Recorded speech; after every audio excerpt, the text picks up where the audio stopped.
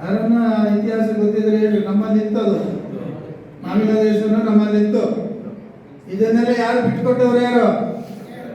ನೆಹರೂರವರೇ ಬಿಟ್ಕೊಟ್ಟಿದ್ದು, ಕಾಂಗ್ರೆಸ್ನವರೇ ಬಿಟ್ಕೊಟ್ಟಿದ್ದು. ಈಗ ಮತ್ತೆ ಸಂಸದರು ಹೇಳ್ತಾರೆ, ಡಿ ಕೆ ಶಿವಕುಮಾರ್ ಅವರು ತಮ್ಮ ಸುರೇಶ್ ಅಖಂಡ ಭಾರತವನ್ನು ಹೊಡಿಬೇಕು ಅಂತ ಹೇಳ್ಬಿಟ್ಟು ದಕ್ಷಿಣ ಭಾರತದ ಒಂದು ರಾಷ್ಟ್ರವನ್ನು ಮಾಡಬೇಕು ಅಂತ ಹೇಳ್ತಾರೆ.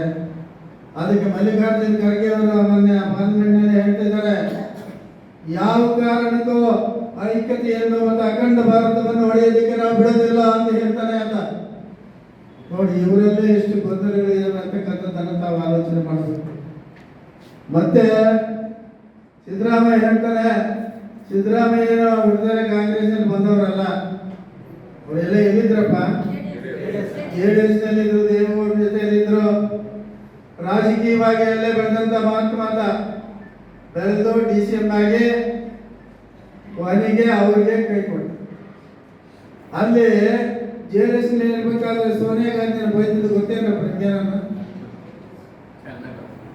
ಇಟಲಿ ದೇಶದ ಹೆಣ್ಣು ಮಗಳು ಭಾರತವನ್ನು ಆಳೋದಕ್ಕೆ ಅನಾಯಕು ಆ ಇಂಡಿಯಾದ ಪೌರತ್ವವನ್ನೇ ಓಟ್ ಹಾಕತಕ್ಕಂಥ ಶಕ್ತಿಯನ್ನು ಕೊಡ್ಕೂಡದು ಅಂತ ಹೇಳ್ಬಿಟ್ಟು ಗಲಾಟೆ ಮಾಡಿದ ಈ ಪುಣ್ಯಾತ್ಮ.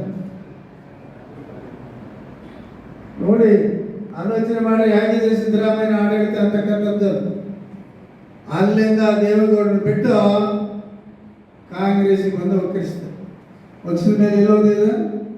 ಸೋನಿಯಾ ಗಾಂಧಿ ಬೈದಿದ್ನಲ್ಲ, ಆ ಕಾನೂನು